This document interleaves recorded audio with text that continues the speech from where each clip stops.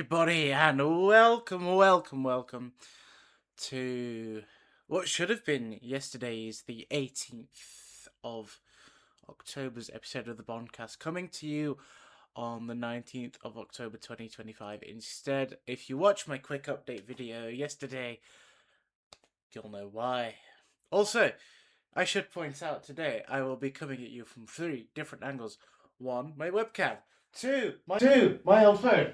And 3, the filming camera that I have from my college whilst I film a documentary as part of my current module. So it's all going to be mishmash on the angles today. But just as fun, and yeah, it's going to be great. Now, I have some very specific BONDCAST updates for you for Series 1. As we near the end of the season. And oh, look, my cat's joining me. She's she's on the chair. Maybe she's a bit camera shy. I don't know what she's doing. What? Okay, the cat wants to be part of the show as well. Apparently, she's coming down to my lap. So let me just see where we're up to with the BONDCAST. So Series 1, Episode 5 was the last one, which was about Honey Rider. So there's going to be today's episode and then 2 more. I know it's only 7 episodes and it's a relatively short series, but as I've explained as we go on, the episode count per series might get longer on the BONDCAST. Dr. No is just very basic. It's the setup. It's the beginning of Bond. So what we're going to do today, because wouldn't you all like to know, is we're going to look at the music, the film score. Quick.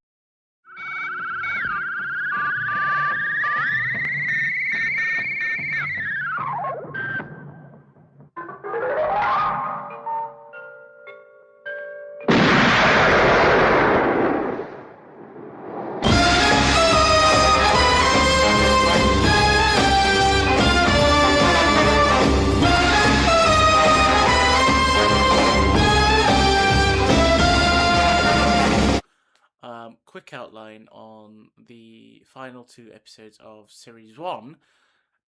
We are going to be looking at the 2 men responsible for James Bond in the beginning.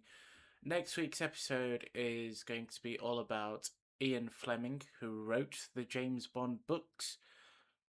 And the following week's episode will be about Albert R. Broccoli, the producer, the man that brought James Bond to the screens for the very first time. So some exciting times ahead, my friends.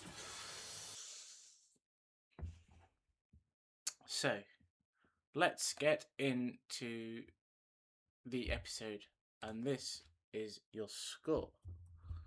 And, well, everybody loves a good film score. So let's look into this right now. James Bond, Dr. No, score.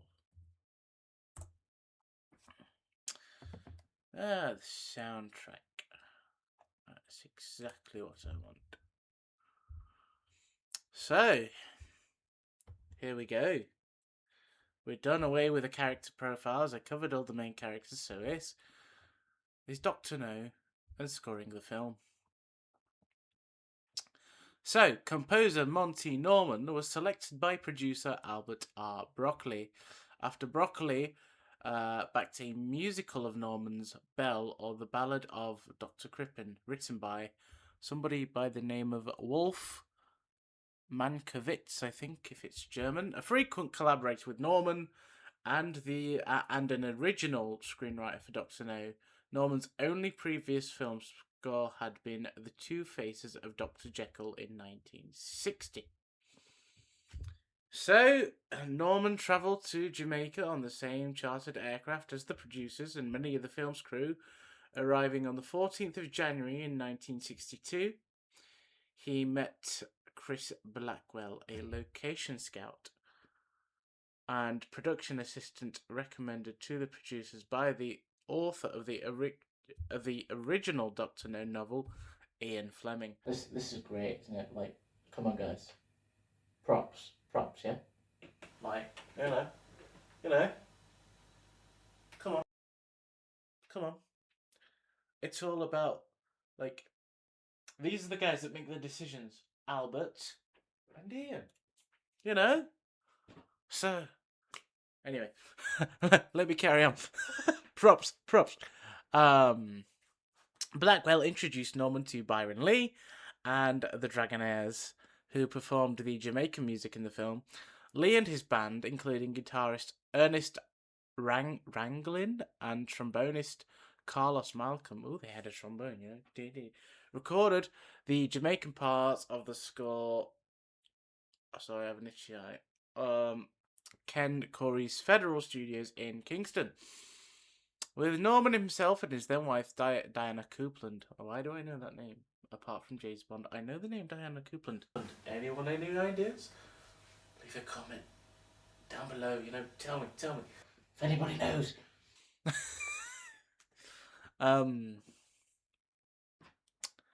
Who accompanied Norman on the airplane containing the film's crew to Jamaica, recording vocals along with Byron Lee and the Dragonaires who appear in the film performing Jump Up, apparently. Also, the song Under the Mango Tree, which, if you look at the Honey Rider episode from the other week, you'll see that there's a segment of that. The song Under the Mango Tree was performed by uncredited Diana Coupland. That's why I know her name. Guys, don't worry, don't leave a comment. I'm being stupid. I did a whole character profile on Honey Rider the other week. It's good. Backed by Ernest Ranglin on guitar, Ranglin also played on several other tracks, and Lee recalled that most of their work was not used in the completed film, but appeared on the soundtrack album. It's probably available on Spotify. Go check it out. The rest of Norman's score was orchestrated by his frequent arranger, Bert Rhodes, to whom Norman gave half of his £500 fee, and was recorded at CTS Studios, 49 to 53 Kensington Garden Square. Oh, Kensington! That's down in London. So Freddie Mercury used to live, Kensington Garden Lodge. Little fun fact for the Queen fans there, Right. Yeah, Bayswater, London. It says on the 25th and the 26th of June 1962, with a 20 to 30 piece orchestra conducted by Eric Rodgers. They're the conductors, they go below, da da da da da da da da da da da. Anyway, none of the orchestrated tracks appear on the soundtrack album. Ooh. Dun dun dun! Alright, Carl. Don't get carried away. The original James Bond theme, the dun dun dun dun dun dun dun dun dun dun dun dun dun dun dun dun dun dun dun da da da da, was written by Norman. John Barry, who would later go on to compose the music for 11 Bond films, arranged the theme but was uncredited, except for the credit of his orchestra playing the final piece. John Barry claimed not Norman, originated the theme. This argument has been the subject of not one, but two court cases.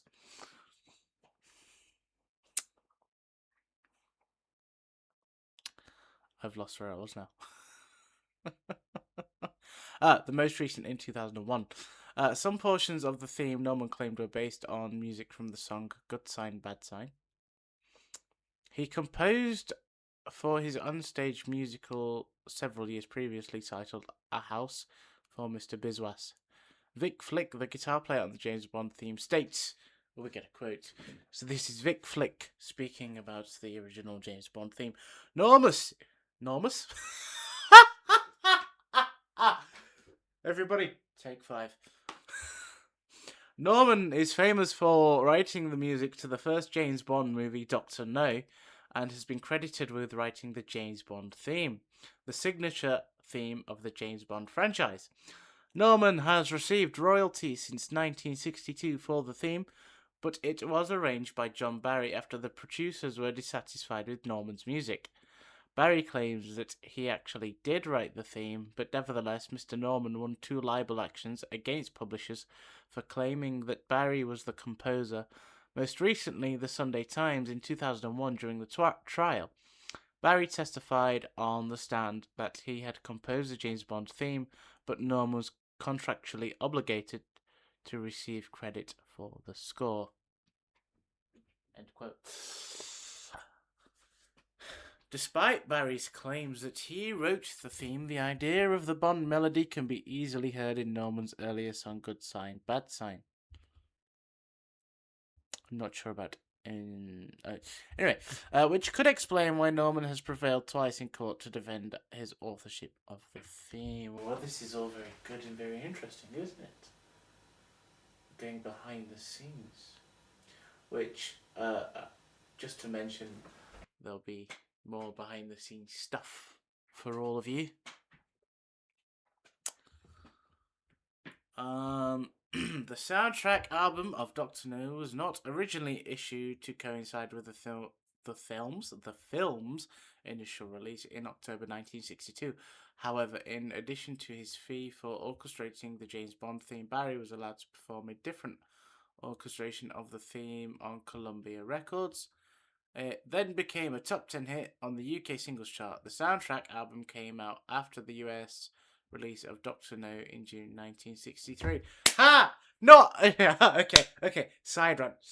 I know this is the BONDCAST, but side rant. So, clearly, the USA does not get everything before the UK, because in black and white, in front of me, on this screen, we got James Bond first! Suck on that, America. Sorry, I do love the Americans. I don't mean to offend anybody. It's just like, because in the modern day, it seems like the Americans seem to get everything before us, but we get James Bond first. So, I can deal with that. With American cover version single recordings of the James Bond theme by Al Kayola, I probably butchered that, and Leroy Holmes on United Artists Records, and C. Zenther on Liberty Records. One musical theme that appears in 3 different put your teeth back in, Kyle. One musical theme that appears in 3 different orchestrations of the album Dr. No's Fantasy, Twisting with James, and the misleadingly entitled James Bond theme, track 17 on the album, but entirely unrelated to the track 1, is not heard anywhere in the film. Ooh. Lots of cuts been made. Interesting. Diana Coupland recalled that it was Norman's first attempt at a James Bond theme. Notable omissions from the soundtrack include the film's opening sci-fi electronic music sound effects provided by Daphne Oram, / James Bond theme gun barrel sequence, and Eric Rogers' symphonic arrangements of Norman's score, including a brief theme for Miss Moneypenny. Miss Moneypenny hardly appeared in the first film, but I will do a Moneypenny character profile in Series 2. I think she appears a bit more in From Russia with Love, so we'll see. But I don't know. I need to rewatch From Russia with Love, who was apparently played by Lois Maxwell.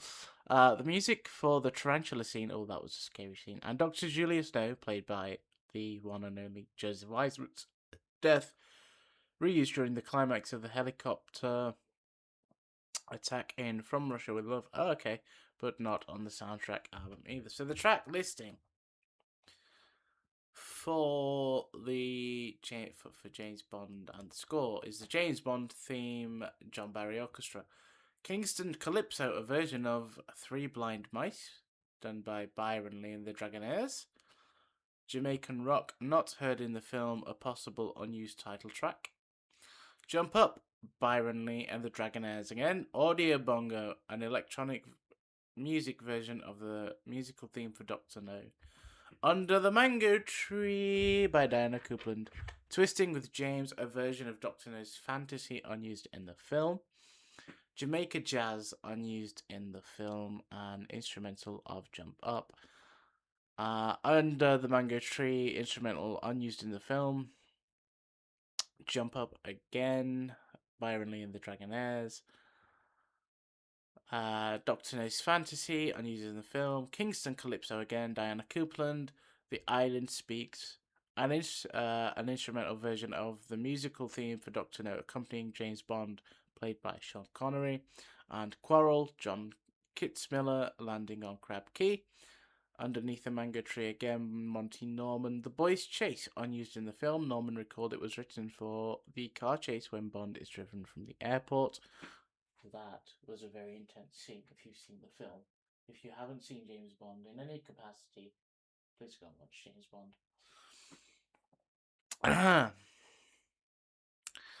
Doctor No's theme, an instrumental version of Kingston Calypso. The James Bond theme, an unused instrumental version of Doctor No's Fantasy. Love at Last, heard briefly at the Queen's Club. So that's all the James Bond music for Doctor No. So, yeah, go listen, go check it out. YouTube, Spotify, Amazon Music, wherever you get your music, go get it. Oh, and also, just an apology to my Spotify listeners the other week.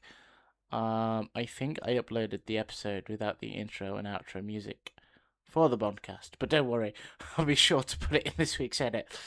That is all for this week's episode. Relatively short, but also very, very fun.